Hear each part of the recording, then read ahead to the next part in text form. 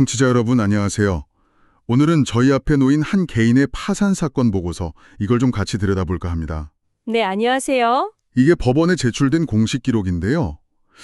한 개인의 채무 상황 그리고 파산 절차가 어떻게 진행됐는지 아주 상세하게 나와 있습니다. 맞습니다. 그 파산 관제인이 작성해서 법원에 낸 보고서죠. 네네. 채무자의 재산 상태나 또 어떻게 빚을 지게 됐는지, 파탄 경위 이런 것들을 다 조사하고요. 그 결과를 바탕으로 이제 파산 절차를 어떻게 할지 또 면책은 해주는 게 맞는지 이런 의견을 내는 문서입니다. 물론 오늘 저희가 다루는 이 내용은요. 청취자 여러분께서 요청하신 대로 채무자 정보나 사건 번호 같은 건 전부 익명으로 처리했으니까요. 그 점은 참고해 주시면 좋겠습니다. 네, 당연히 그래야죠. 자, 그럼 보고서를 한번 보죠. 채무자는 50대 남성분이시고 중학교 졸업 후에 주로 이제 일용직으로 생계를 유지해 오셨네요. 네, 이분의 직업 이력을 보면 좀 안정적인 소득 기반을 갖추기가 상당히 어려웠던 걸로 보여요. 그러게요. 특히 2007년부터 작년, 그러니까 2024년까지 꽤 오랫동안 건설 현장에서 일용직으로 일하셨다는 점이 좀 눈에 띕니다. 건설 현장 일용직이시면 소득이 정말 불안정했을 텐데요. 그렇죠. 소득이 일정하지 않으니까 생활비가 부족할 때가 많았을 거고, 그럴 때마다 신용카드 대출을 이용하신 거죠. 보고서에도 그게 부채의 시작점이었다, 이렇게 분석하고 있어요. 근데 좀 흥미로운 점은 채무 총액이 한 1,582만 원 정도? 그리고 채권자도 신용카드사 딱 한 곳이라는 거예요. 네, 맞아요. 파산 사건이라고 하기엔 금액이 뭐랄까 비교적 좀 적은 편 아닌가요? 네, 액수만 보면 그렇게 생각할 수도 있죠. 근데 파탄 시점을 보면요. 2024년 1월로 되어 있거든요. 작년 초네요. 네, 이때 건강이 크게 나빠지셔서 근로능력이 확 떨어지고 또 기초생활수급자로도 지정되신 상황이에요.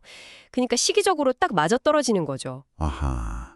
그러니까 빚 X보다는 상환 능력이 완전히 없어졌다는 게 핵심이군요. 바로 그겁니다. 이 파산의 원인이 뭐 과소비를 했다거나 투자를 잘못했다거나 이런 게 아니라는 거죠. 네. 불안정한 고용 상태에다가 건강 문제까지 겹친 거잖아요. 이건 개인이 어떻게 통제하기 어려운 외부 요인이 크다는 거예요. 그렇죠. 보고서 내용 그대로예요. 생활비 부족한 걸 카드로 겨우 막고 있었는데 건강 때문에 더 이상 일도 못하게 되니까 이제 뭐 갚을 능력이 아예 없어진 거죠. 1,500만 원 남짓한 빚도 감당할 수 없는 상황이 된 거네요. 자, 네, 부채 규모 자체보다는 상환 능력이 완전히 부재하다는 점. 그게 이 절차의 핵심 배경이라고 볼 수 있습니다. 주거 이력도 보니까 좀 마음이 그런데요.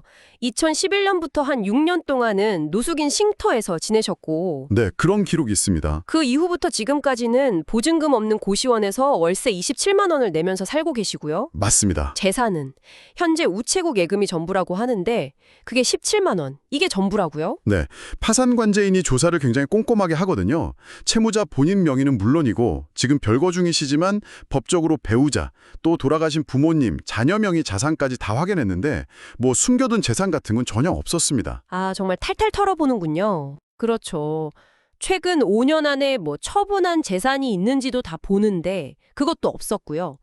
그래서 유일한 재산이 정말 그 우체국 예금 17만 원인 건데 네, 17만 원. 이게 법에서 정한 압류 금지 재산 범위, 그러니까 최소 6개월간의 생계비보다는 훨씬 적은 금액이잖아요. 그 기준이 있죠. 네, 현재 기준으로 111만 원에 6개월치니까 꽤 크죠. 어쨌든 그 기준에 한참 못 미치기 때문에 이걸 채권자한테 나눠주는 대신 그냥 채무자가 계속 가질 수 있도록 한 겁니다. 이걸 법률 용어로는 환가 포기라고 해요.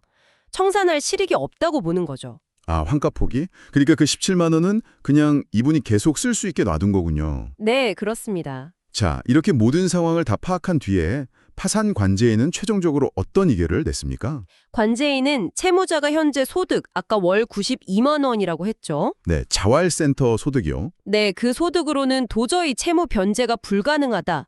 즉, 지급 불능 상태라고 명확하게 판단을 내렸습니다. 지급 불능. 네. 그리고 채권자들한테 나눠줄 만한 재산도 없고 심지어 이 파산 절차를 진행하는 데 드는 비용조차 충당하기 어렵다고 봤어요. 절차 비용도요? 네. 그래서 뭐 더 이상 절차를 진행하는 게 실익이 없다고 판단해서 파산 폐지 의견을 냈습니다. 절차를 그냥 여기서 종결하자는 거죠. 그럼 파산 폐지면 빚은 어떻게 되는 건가요? 면책에 대한 판단은요? 아, 그게 또 중요하죠. 파산 폐지와 동시에 면책에 대한 의견도 냈습니다. 관제인이 보기에 이 채무자가 재산을 일부러 숨기거나 소득을 속이거나 하는 그런 면책 불허가 사유가 전혀 없다는 거예요. 아, 그런 게 없었군요. 네. 그래서 이 경우에는 빚 전액을 면제해주는 면책 허가가 타당하다, 이런 의견을 낸 겁니다. 면책 허가. 네. 이게 바로 파산 면책 제도의 취지잖아요. 성실하게 살려고 노력했지만 정말 어쩔 수 없는 불운으로 어려움에 처한 사람에게 다시 시작할 기회를 주자는 것. 그 취지에 따른 판단인 거죠. 채권자인 신용카드사 쪽에서는 별다른 이의가 없었나요? 네, 보고서에 따르면 채권자의 이의는 없었다고 합니다. 아마 채권자 측에서도 회수가 불가능하다고 판단했을 가능성이 높죠. 그렇군요.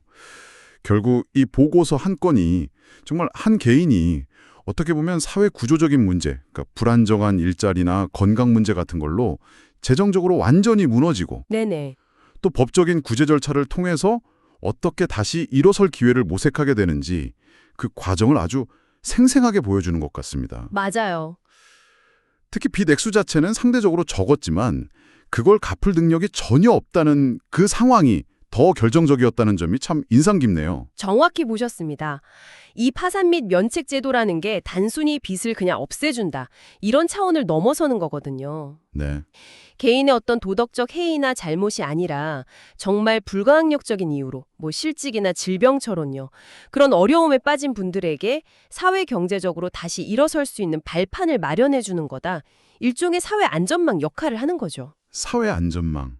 맞는 표현이네요. 네, 이 사례는 특히 그 불안정 노동 문제하고 건강 악화가 개인의 삶을 정말 뿌리부터 흔들 수 있다는 걸 너무나 극명하게 보여주고 있습니다. 오늘 저희가 살펴본 이 사례, 물론 한 개인의 이야기입니다만 그 이면에 있는 우리 사회의 어떤 구조적인 문제들, 이런 것들에 대해서도 다시 한번 생각해보게 만드는 것 같습니다. 네, 저도 같은 생각입니다.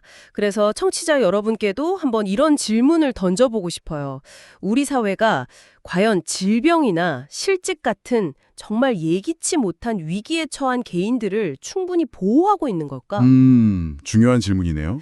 그리고 그런 사회적 안전망이라는 것이 정말 필요한 순간에 제대로 작동하고 있는 걸까? 이런 고민들? 네. 더 나아가서 개인이 다시 재기할 수 있도록, 다시 일어설 수 있도록 우리 사회가 어떤 노력을 더 해야 할까? 이런 부분들을 좀 함께 고민해보는 계기가 되었으면 좋겠습니다. 네, 오늘 말씀 감사합니다.